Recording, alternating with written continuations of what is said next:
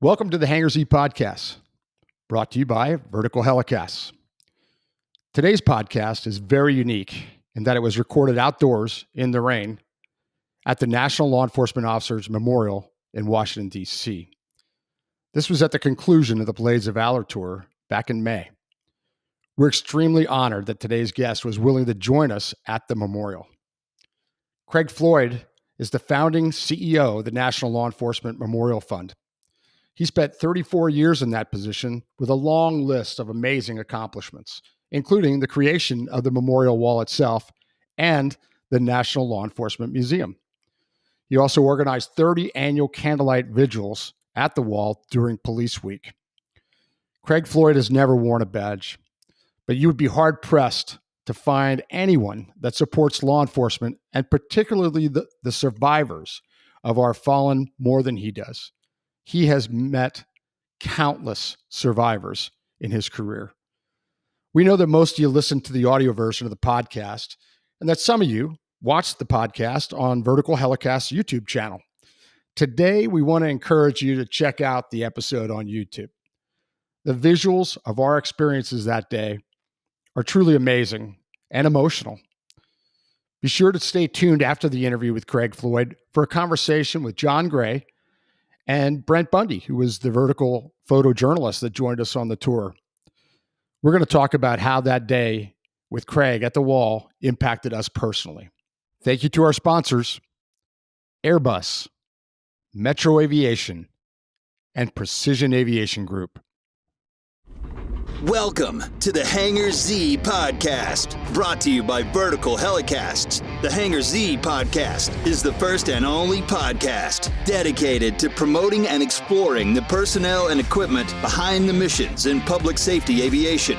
Join your host, John Gray, Jeff Ratkovich, and Jack Schonely. Still southbound, skidding to a stop. Stand by here. Looks like they're getting ready to bail. Heads up, guys, bailing. Okay, the guy, he's running through the house, jumping the fence, through the shotgun, through something out. Grabbing the shotgun. Don't go over that fence. Don't go over that fence. Grab the shotgun again. He is armed. Stay there. Hold your position. 4 on the stop. You're in custody. Good advising code 4 on the stop.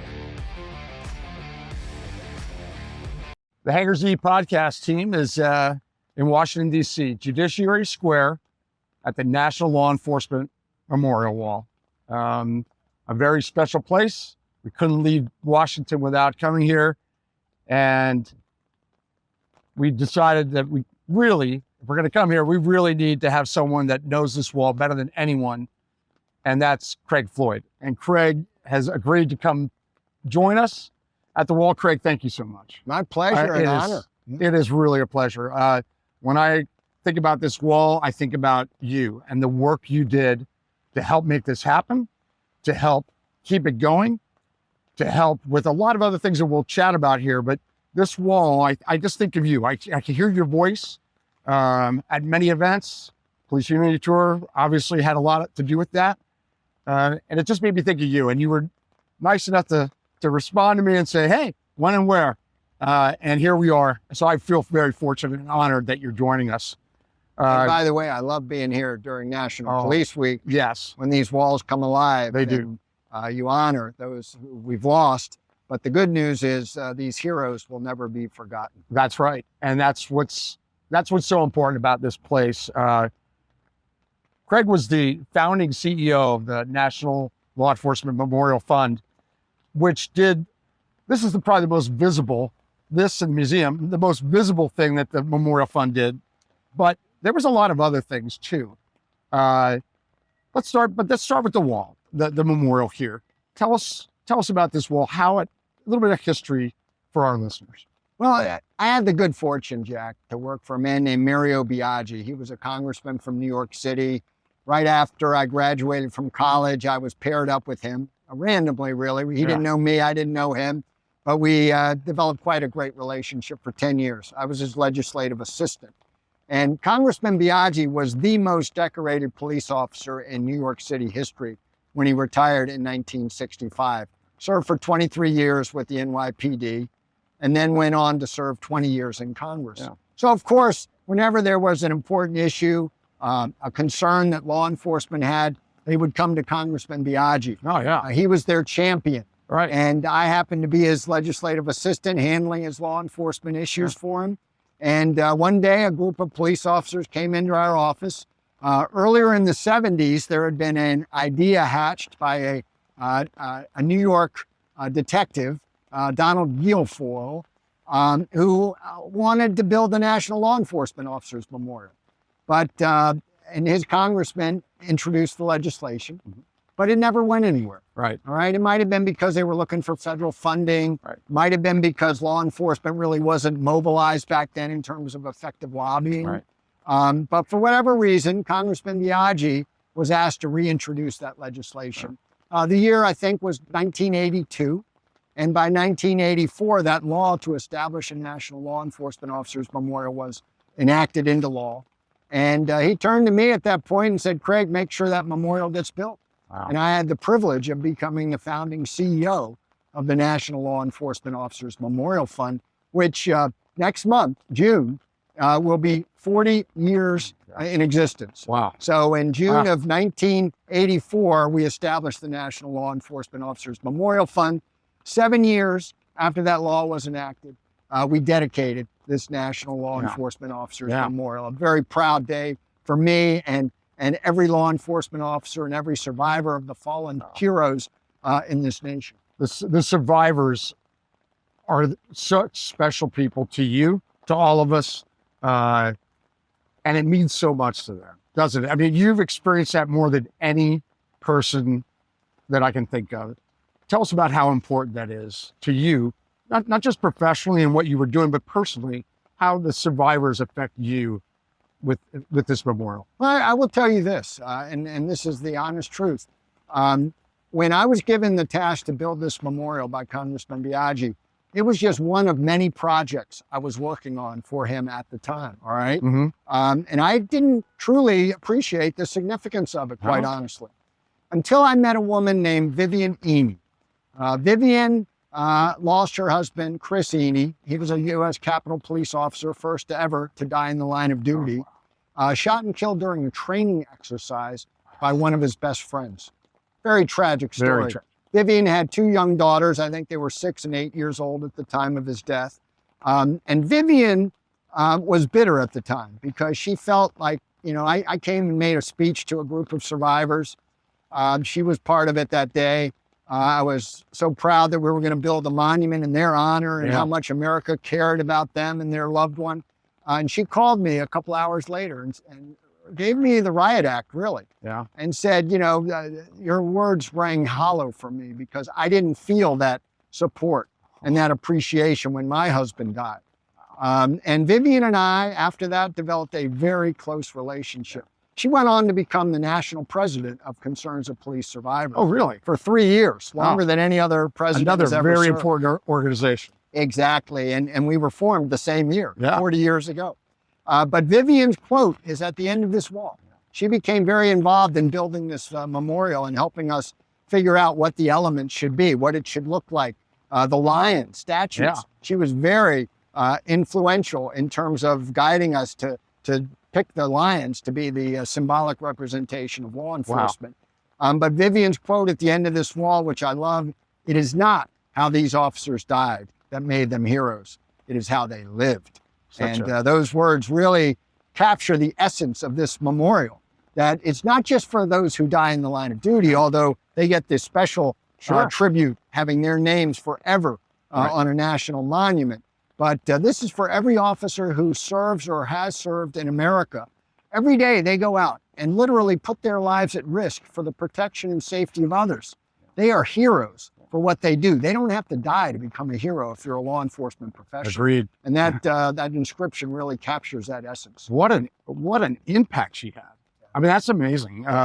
One person that went through tragedy, didn't feel appreciated, ends up being so influential in parts of this wall. And now, for those that have been here for Police Week, we know that the survivors are very well taken care of. And the survivors get to attend a lot of different events where they see their loved one being honored. And so Vivian's feeling of being alone and not being cared for, I think we've done a good job over the years of getting better at that, but this wall has a lot to do with that. This memorial has so much to do with that. I appreciate that. And, you remind me of another story. Years ago, I met a woman who came here for National Police Week. She had buried her husband, who had died in the line of duty. In fact, I think he was an aviation law enforcement professional. But he died in the line of duty maybe 45, 50 years ago. Right. And then she came back. Maybe this is now 10, 15 years ago. And unfortunately, her son had died in the line of duty as well. Bottom line is, she said to me that day, when my husband died, there was no support group for survivors. There was no National Law Enforcement Officers Memorial. Right. There was no National Peace Officers Memorial Day ceremony here in Washington. Right. But now, with my son's death, I can come back and I have all of that support that I did not have when my husband died. Wow. Powerful. Yeah. That's a firsthand experience. What tragedy for that family to have that happen. But Husband and son. but now it's certainly different. And your 34 years, it made a big difference in that, Craig. It really did. And I know it's a team, and you could make a long list, but you were visionary in a lot of this, as was the congressman, in making this happen. And we all appreciate it. Everybody that I know that's come here appreciates that. But I know quite a few survivors, and I know how they feel about this place. The irony, Jack, and you hit on it there. Me and our staff at the Memorial Fund, especially during National Police Week, would get so much thanks and appreciation for what we done here. And I always said how ironic, because this is about getting law enforcement to receive that thanks and that appreciation. Right. Not about me, not about our staff. It's always nice to be thanked, obviously, for something that you've done. We take great pride in this place, of course. Right. I do personally, and I know our staff does. But it's really all about trying to get the nation to show their appreciation for the men and women in law enforcement who often don't get to hear that level of thanks. That's so true. Yeah. So true. Talk about Police Unity Tour for a minute. Something that was dear to my heart, is dear to my heart. I did 9. I have friends that have done 14 or 15. I've had one friend that's done them all. Mark Stallone. Unbelievable. Tell us about the Police Unity Tour and how that bicycle ride relates to this memorial. Yeah, the Police Unity Tour has a very special place in my heart. I've gotten to know the leaders, the riders, the support folks. It all goes back to a lunch I had in Florham Park, New Jersey in 1996. It was Christmas. My wife's from Florham Park, New Jersey. Oh, really? Where the Police Unity Tour started, coincidentally, totally coincidentally. And there was a gentleman named Pat Montori, who at the time was a police officer in Florham Park. And Jerry Mantone, who was a lieutenant at the time with the Madison, New Jersey Police Department. He had helped raise money to build the memorial. Yeah. And I knew Jerry very well. He called me up one day and said, Craig, when you're up here for Christmas, I'd like you to meet somebody. And it was Pat Montori. And Pat explained to me that his goal was to get a group of bike riders, police officers, and ride their bicycles from Florham Park, New Jersey to Washington, D.C., and to raise awareness about the memorial, about the officers who died in the line of duty, and we're going to try to raise a few dollars at the same time, right? And he said he did it because there were 2 officers in Florham Park that had more or less been forgotten about by his home community, and he wanted to make sure that didn't happen ever again. So the first year, I left that lunch meeting, by the way, thinking, there have been plenty of people that have come to me with great ideas about how they want to support the memorial and such, and I really was skeptical about whether it would ever happen. Pat Montori is a special guy, and he made it happen. Sure enough, that following May of 1997, he and 8 other Police Unity Tour riders rode their bicycles into the memorial.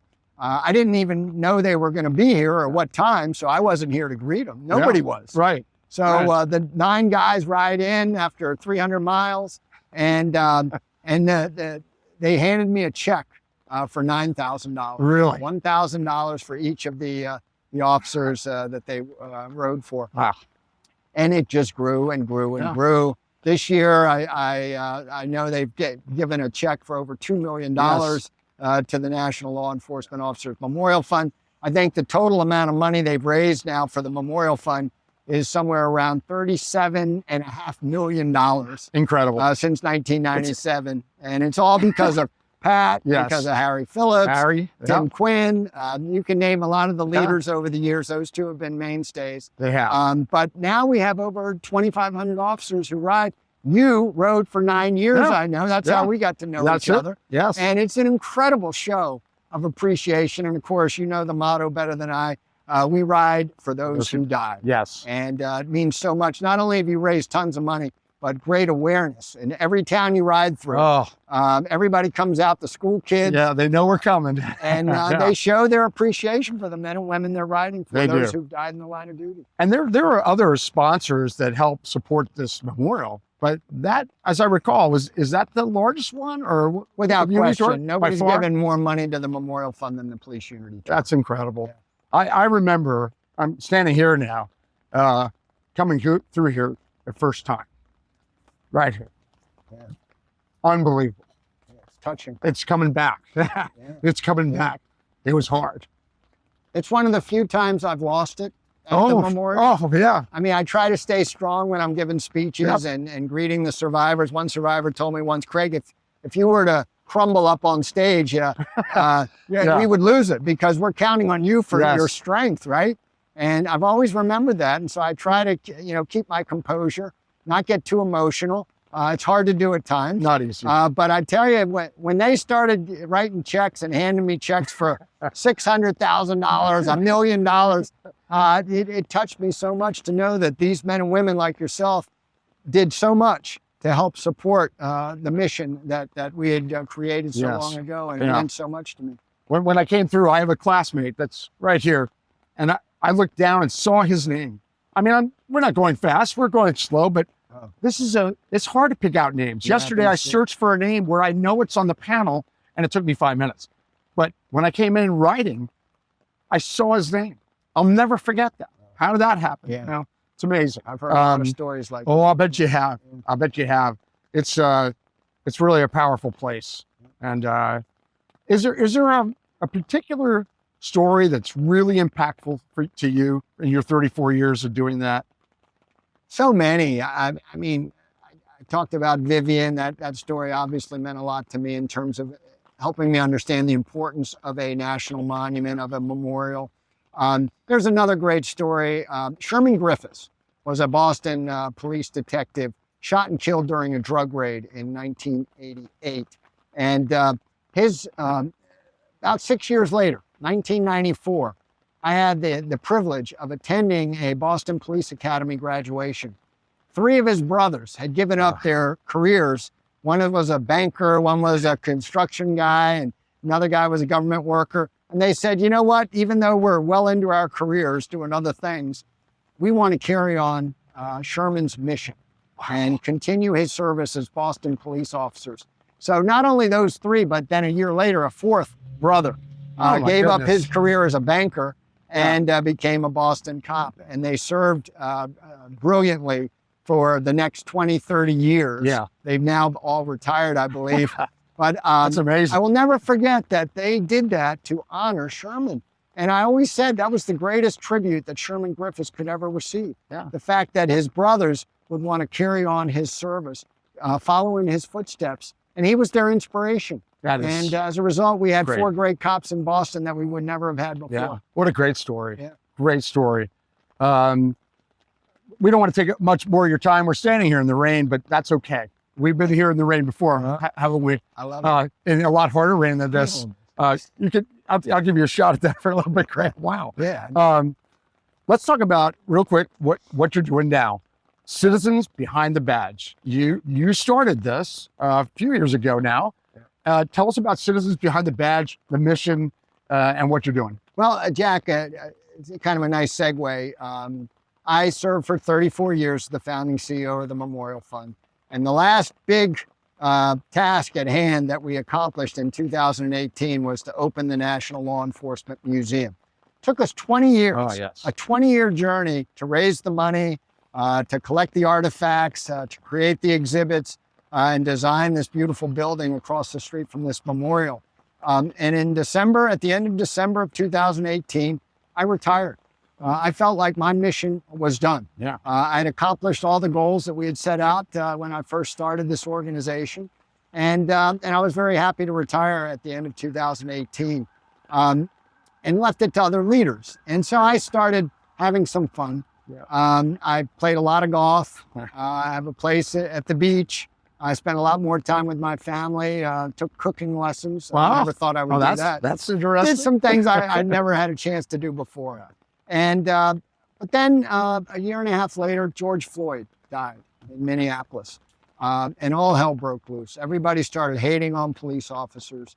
And you know what? I could not sit on the sidelines and listen to the lies and the false narrative about law enforcement, how cops were brutal racists, and how we should blow up law enforcement and start all over again. I knew for a fact that 1991 was a critical moment in this country's history. We had the most violent crime ever on record, right? But since 91, we started to get better and better. And up until 2019, when we had the lowest amount of violent crime in this country ever recorded. Yeah. All right. Cops were doing as good a job as anybody had ever done in the history of this world, right? And George Floyd dies, and all of a sudden, cops are terrible. Yeah. Cops don't know what they're doing. We've got to reinvent law enforcement. You know, the people serving today are not good people. They're not honorable. They're not professional. They don't do their job properly. And I said, that's a lie. Yeah. All right. I've met thousands of officers. Tens of thousands. You know, I know officers better than any private citizen in this I nation. agree. You sure do. So if you want a proper perspective on law enforcement, come to me. Yeah. Let my voice be heard. And so I started a new organization that would allow my voice to be amplified. It's called Citizens Behind the Badge, right? It's private citizens that want to show their support for law enforcement. Make sure that every cop in America knows they are appreciated. Yeah. Despite what you might hear in the media, despite what some of the noise that's been created by a small number of people, Right. really. That's right. But the media loves giving them, you know, a speaker's podium and amplifies that voice to make it sound like it's millions of Americans that When it's disrespect cops. It's not. No. You know, it's and not. we need better support from our political leaders. That's where we're lacking, all right? I think most cops know that they have a lot of appreciation from the citizens they serve, but they don't want to hear how bad they are from the political leaders in their states and in their localities. And that's what they heard after George Floyd died. Every day, all day. Yeah, knee-jerk reaction, right? Yeah. With no basis of fact at all. But all of a sudden, you know, the wind was blowing a certain way, and so all these political leaders got behind it and said, let's defund and defame the police. Yep. And so Citizens Behind the Badge said, no, wait a minute, we're going to counter that message of defund and defame the police. We're going to show all the troubling consequences that have occurred as a result of that. Crime rose like levels we've never seen before. Oh, yeah. Homicide in this country were up over 30%. It exploded. It exploded. And then cops started leaving the profession. Surprise, surprise. Yeah. You know, they were hated. You know, everybody was not just criticizing them, but now any mistake they made was being blown out of proportion. They were held up to not only civil liability, but also criminal liability. Yeah. Some cops ended up going to jail, all right? And they did not do anything but their job, Right. all right? And this was wrong. And so now we've kind of turned things around a little bit. I think our voice has made a difference. Every day I talk about the great heroics of law enforcement, the great people that have served, a lot of the officers who unfortunately have lost their lives in the line of duty. I now do a podcast telling their stories every week. We have a new podcast that comes out. And I think we're making a bit of a difference. And I feel like, you know, our voice, my voice, is finally being heard again in support of law enforcement. They needed that voice of support. And I'm proud that we were able to do something. Well, your voice is so important. Because of that 34 years with the memorial, you have so much credibility. You have credibility among the officers, the deputies, the troopers, the agents all over the country because they got to know you and during those 34 years. And that gives you a lot of credibility to move forward with this. And it's behindbadge.org. Behindbadge.org. It is a very worthwhile stop on the internet to look at what you're doing, how you're doing it, the stories you're telling, being very important, which added to what you were doing. I mean, every name on this wall has a story, a family, coworkers, and you've been telling their stories for years. And so I wasn't surprised that you got involved that way. And I thank you personally it's very important because on top of defund and demoralize is another D, officers were really demoralized and they need support in the media, and you're doing a lot of that. We're just happy you took some time today to talk to us and about all of this. And we'll kind of wrap it just by talking very quickly about how many names, we were talking about this beforehand, how many names are on this wall now? Yeah, 24,067 names now are inscribed on the National Law Enforcement Officers Memorial. And you contrast that to the 12,561 names that were here when we first dedicated the memorial back in 1991. Yeah. So in 33 years, do the math, it's 21, what would that be? Almost 12,000 names. Yeah. That we've added. And that was not anticipated. We talked about that earlier. Yeah. When we were first looking at how much space, little did anyone know that it would be so many more than was anticipated, which is tragic. Yeah. It's absolutely tragic. And to the point where we're looking at the wall right here, this is the new section and it now has names on it. This had to be added about a year ago and now there's names engraved. Ran out of room. Yeah, when we built this memorial, Jack, the walls were less than half filled with names, right? 12,561.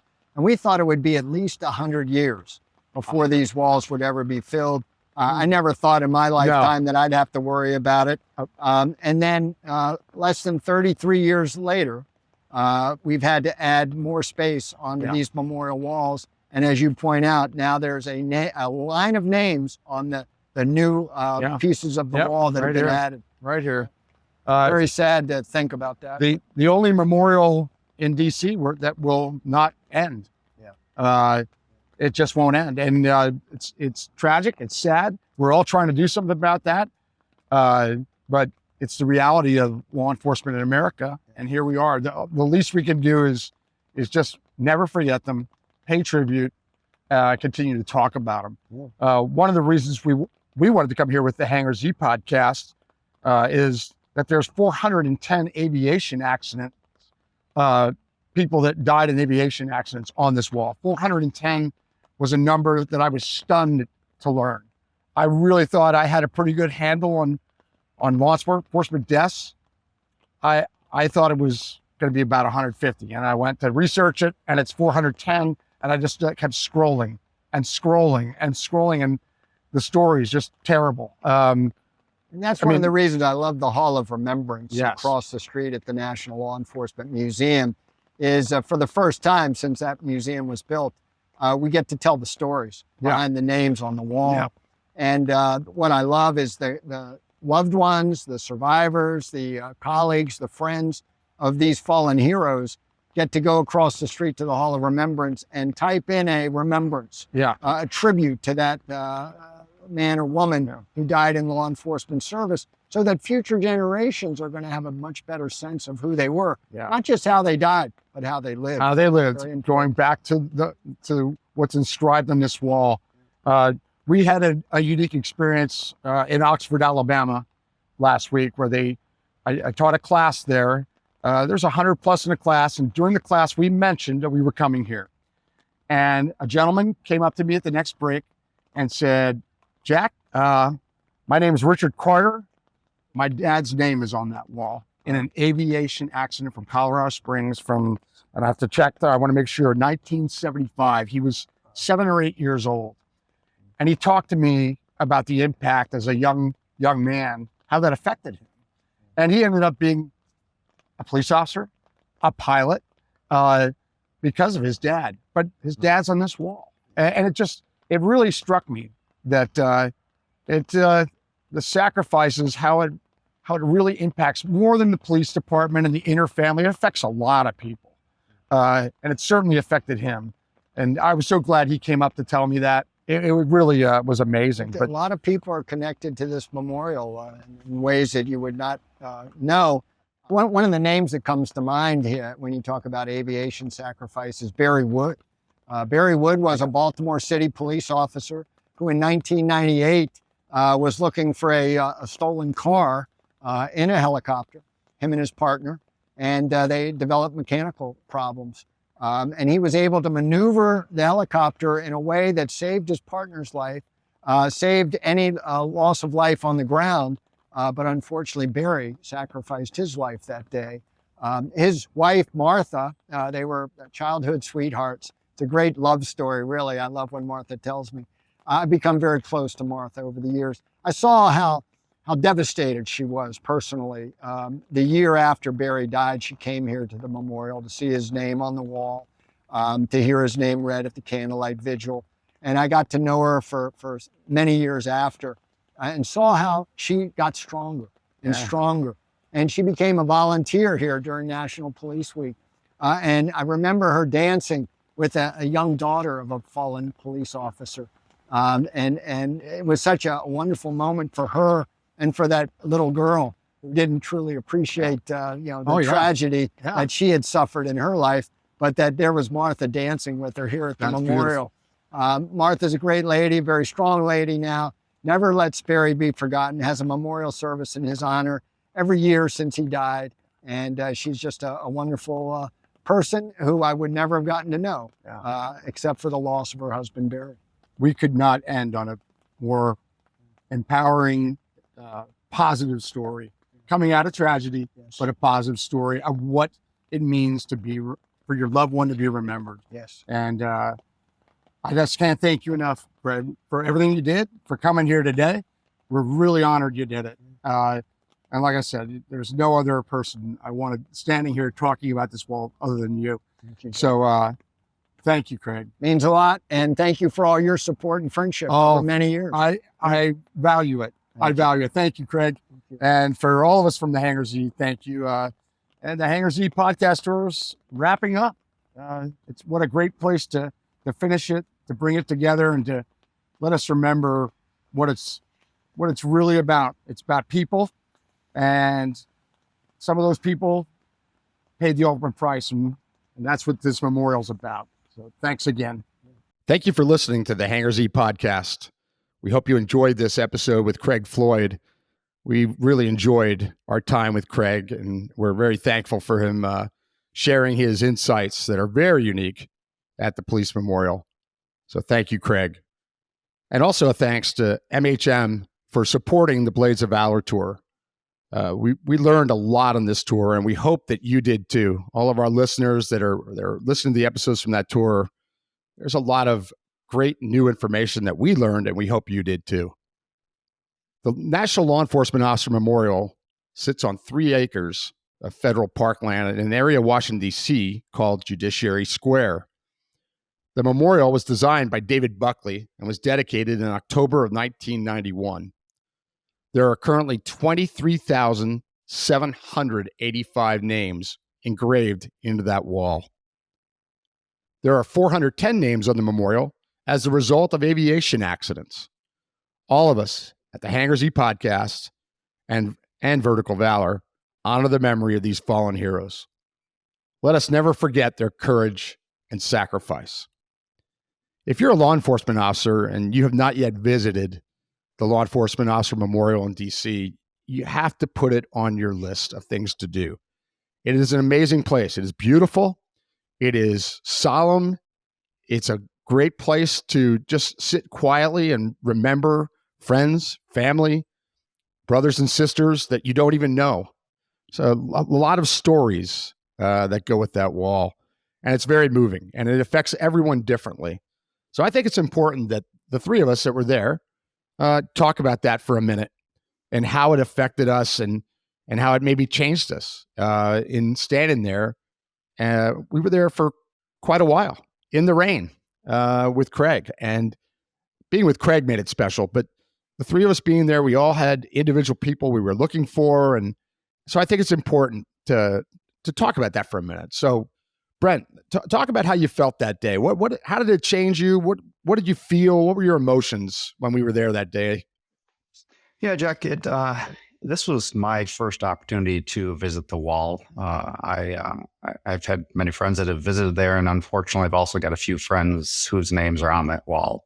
So, yeah, as you mentioned, it was kind of the day was very fitting. It was kind of overcast, like drizzly day, and it really added to the mood. But for me, when you haven't visited, you just kind of picture just a wall of names just engraved on stone. And when you get there and you actually see the names, and especially when you visit those that you knew, guys that you may have worked alongside, and in my 30 years in law enforcement, I unfortunately lost a few, and to actually physically walk up, see their names, it has more of an impact. It's almost indescribable, the impact that it can have personally on you. And I think one of the things that really hit me was the number of tributes left.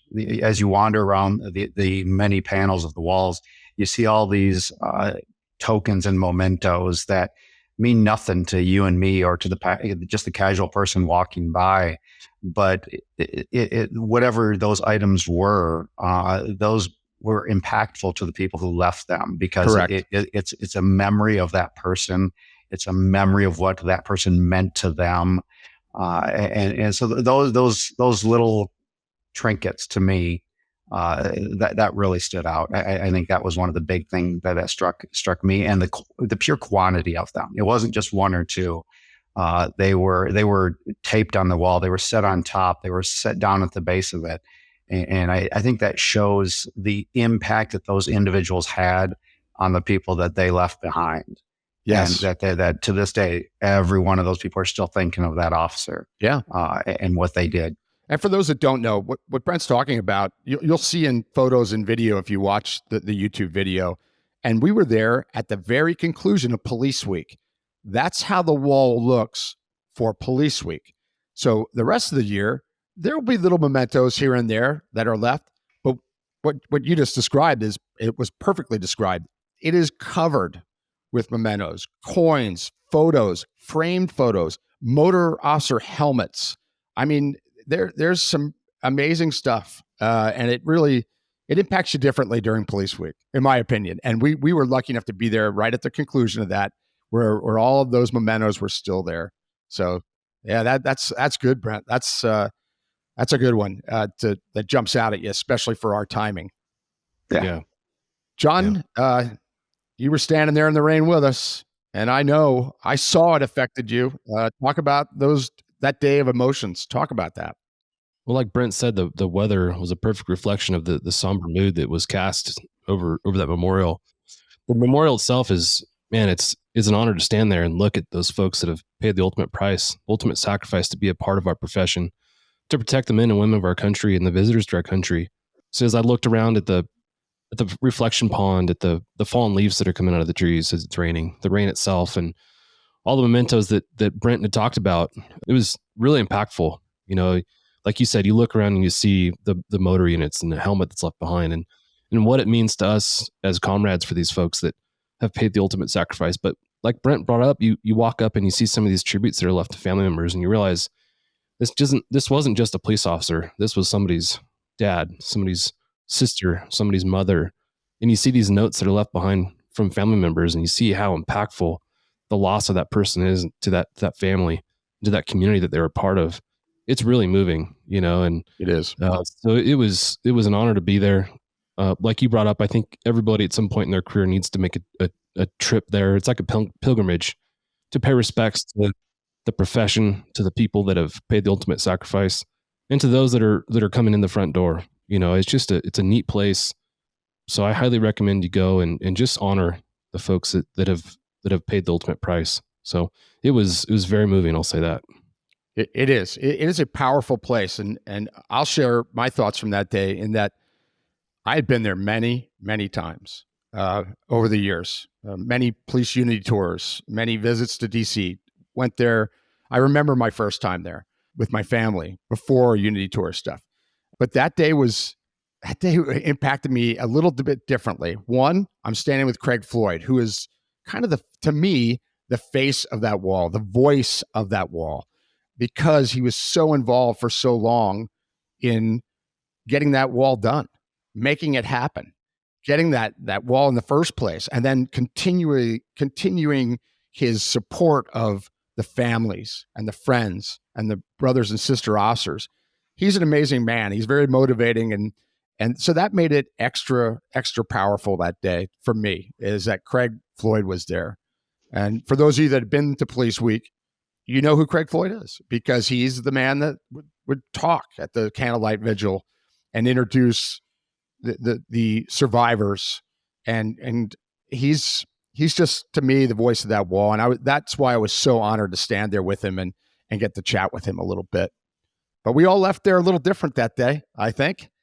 And that's what it's about. That's what it's about. And that's why officers need to go visit it. Let's briefly go through each of us also and talk about how important it is to keep that memory alive, and for family, friends, and coworkers to go there and continue to honor these fallen. What does that mean to you? Well, I agree completely, Jack. Again, all of us have worked in law enforcement, and we know what the tight-knit community is like while you're working, but we need to carry that on both after we leave the profession, whether it's in retirement or if if somebody we know, unfortunately, becomes one of those names on that wall.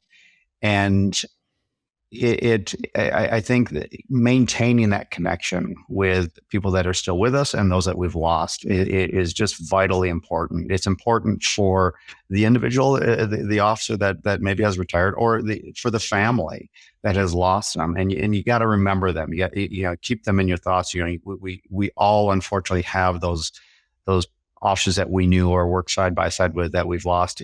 And like you said, Jack, it's not just them. And you alluded to it as well, John. It's the family, and we need to keep that family in the memory. And that wall is that memory for many of them. And so, we have to remember the family that is visiting that wall because of their family member on there. John, your thoughts on this topic?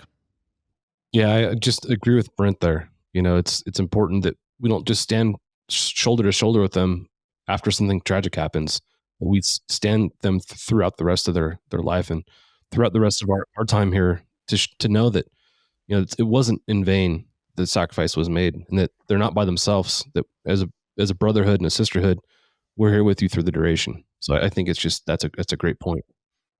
I've spoken to survivors some who I'm an acquaintance with, some who I'm friends with, and I can tell you that one of their biggest fears after this happens is that their loved one will be forgotten. I mean, they voice it. They say, that's my biggest fear, that someday the day will come when the funeral's behind us, the memorials are behind us, and years later, they'll be forgotten. And that's why this wall is so important. You can go there and reconnect and not forget them. And I have sat at that wall with the mother of a fallen. And it's one of the most powerful things I ever did. I did it a couple times with the same person, and she knows who she is. And it's a healing place. I see it. I've seen it with her particularly, but with many others. The survivors and the brothers and sisters that worked with these people, we've got to keep them. We've got to keep the memory alive through them and with them, and let them know that these people will never be forgotten. And this wall helps create that. So we talked about that there's 410 aviation accidents, names from aviation accidents on that wall. But how we're going to end today's podcast is with each of us talking about one of those incidents and just talking about this, not specifics, but just about those people, and so that we don't forget. And so, Brent, let's start with you. Share with us the incident that and the people that you want to talk about. Yeah, when researching this, again, you mentioned the 400 plus aviation accidents, and the officer that I picked to talk about today was Leonard Baldy. He was a Chicago native, World War II veteran. Joined his hometown police department in 1953. He quickly became one of the city's most recognized patrolmen. Just a year into his law enforcement career, he made history as the first officer in the United States to use a radar gun to issue a speeding ticket. He gained his fame for his innovative approach to traffic reporting. In 1958, he became Chicago's first helicopter traffic reporter, earning the nickname of the Flying Officer Leonard Baldy from his fellow officers and Copter Copper from the citizens of Chicago. His humorous traffic updates aired 4 times a day, 6 days a week on the infamous WGN radio out of Chicago. And this just made him a household name in the city. His newfound celebrity status allowed him to promote traffic safety through lectures to local organizations, civic organizations, schools, and so forth throughout the city. Sadly, Baldy's time in the spotlight was cut short. May 2nd, 1960, just after 4:20 p.m., he was preparing to deliver one of his famous airborne reports when his Bell 47H helicopter suffered catastrophic failure. It threw a main rotor blade as they were en route to deliver that report. The aircraft tilted midair, burst into flames, and then fell to the ground not too far from where he had launched from. And unfortunately, he and his pilot, F. George Ferry, were both killed on impact. And this tragic incident marked Leonard Baldy as the very first law enforcement helicopter casualty in the United States. In honor of his service, his sacrifice, Patrolman Leonard F. Baldy, star number 1451, had his badge number retired, and the city of Chicago even named a street after him, Leonard Baldy Way. His name is also enshrined at the National Law Enforcement Officer Memorial Wall, panel 36-E, number 8. Thanks, Brent. Very unique. Very unique. We'll go to me, and then we're going to finish with John. On the morning of June 13th, 1991, Air 12 launched from Hooper Heliport in downtown Los Angeles. The helicopter was piloted by Officer Gary Howe, and the tactical flight officer that day was Randy Champ. During their patrol flight over South Central Los Angeles, the aircraft experienced a catastrophic malfunction that resulted in a fatal crash. Both crew members were killed in the accident. Randy Champ served 17 years with the LAPD and also served 2 tours in Vietnam as an amphibious reconnaissance Marine. Gary Howe served 20 years with the LAPD and was a U.S. Army veteran. These were 2 great officers, 2 great aircrew members, 2 great Americans. And we will never forget Los Angeles police officers Charles Randy Champ and Gary Allen Howe. John, finish this up. Yeah, so I think about our community in public safety aviation. We've got a tight-knit community, and the closer you zero in to where you live, and in our case, at least Jack and I's case, it's Southern California. The Southern California public safety aviation community, and in particular the law enforcement community, is really tight. I remember getting a phone call on the night of February 19th, 2022. When I answered the call, someone told me that a Huntington Beach helicopter had crashed just off of Newport Beach as it was responding to a priority call. And as the details set in, my stomach just sank. So what happened again, they're responding to a priority call, crashed off the waters of Newport Beach. There was a big effort to pull the aircraft out of the water and for the survivors or those on board to be rescued. There were 2 on board, Officer R.J. Garwood and Officer Nick Vela. That night, Officer R.J. Garwood was piloting the aircraft, and Nick Vela was the TFO that night. What's interesting is they switch roles at Huntington Beach. You're TFO one night and a pilot the next. Again, RJ survived and Nick Vela unfortunately perished after the crash. That hit home for me, because of the community that we're a part of. And that was, I think, the first law enforcement aviation related incident that I had experienced, having known the folks involved. So one thing I'd like to kind of plug, I guess, as that took place was remembering not only the fallen from those incidents, but those that survive as well. RJ Garwood's a really good friend of ours, and I think it's important to remember that he was in that incident, and he is with us today.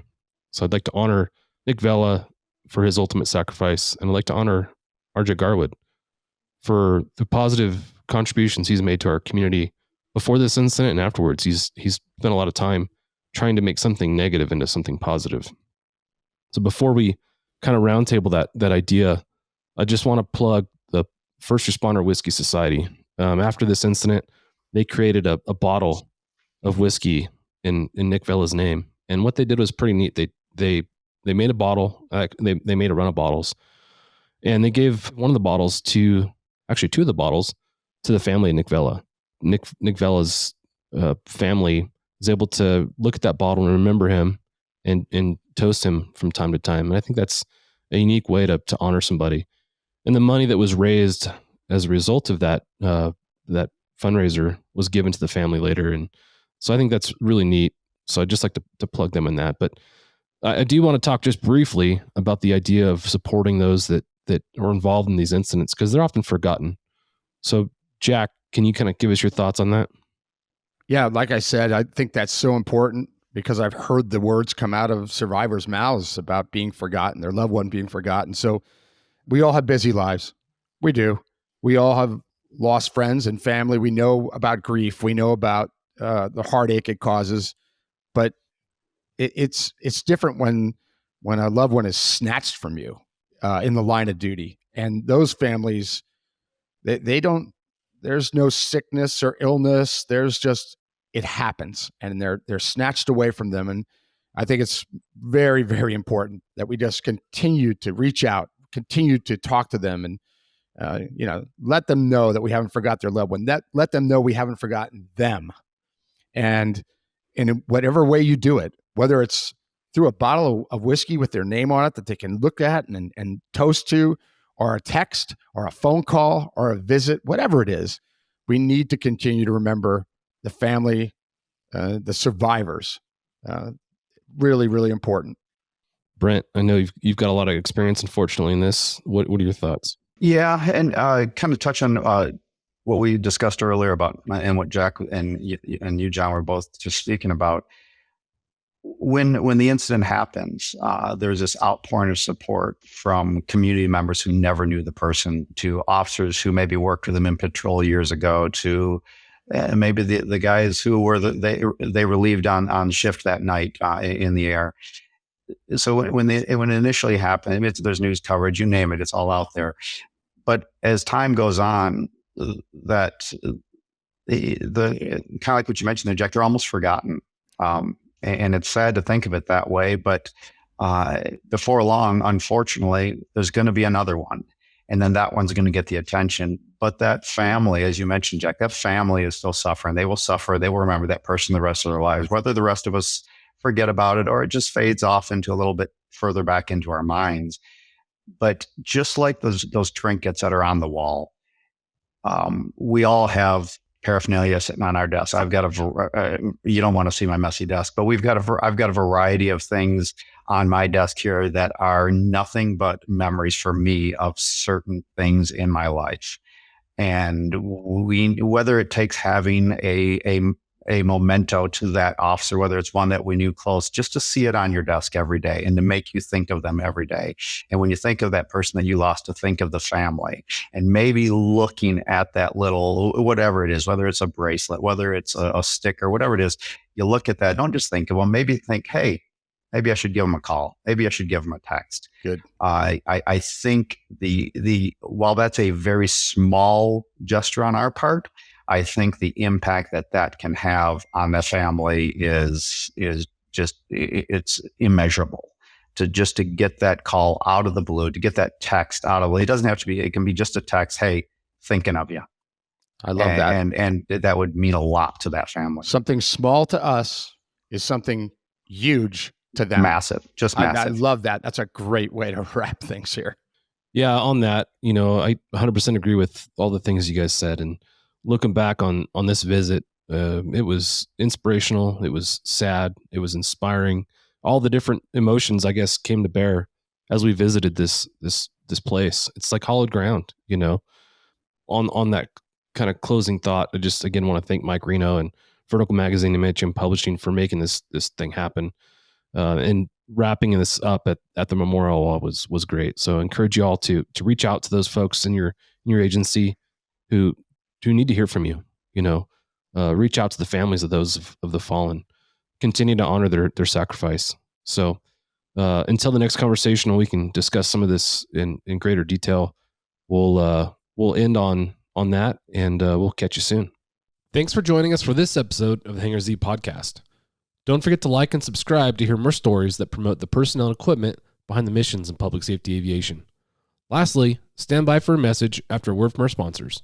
Cheers. Thanks to our sponsor, Airbus. Airbus provides the most efficient helicopter solutions to its customers who serve, protect, and save lives and safely carry passengers in demanding environments. Its civil and military helicopters are flying all over the world, making missions possible. Visit airbus.com for more information. Thank you to our sponsor, Metro Aviation. Metro Aviation, the world's largest family-owned air medical operator, offers comprehensive aircraft services with 140-plus aircraft in over 25 states. The Completions Center installs medical and law enforcement kits and avionics, serving diverse aviation needs, including offshore, utility, VIP, and corporate sectors. Thank you to our sponsor, Precision Aviation Group. Mission-critical operators and fleet managers rely on Precision Aviation Group as a worldwide leading rotor and fixed-wing MRO provider. PAG provides tip-to-tail solutions in 4 MRO segments: avionics, components, engines, and manufacturing DER services. A single point of contact gives you access to over 150 million in inventory globally, 24/7. Just call 800-537-2778. Precision Aviation Group. Others sell parts. We sell support. Time to close up the hangar. Thanks for joining us on the Hangar Z podcast, brought to you by Vertical Helicasts.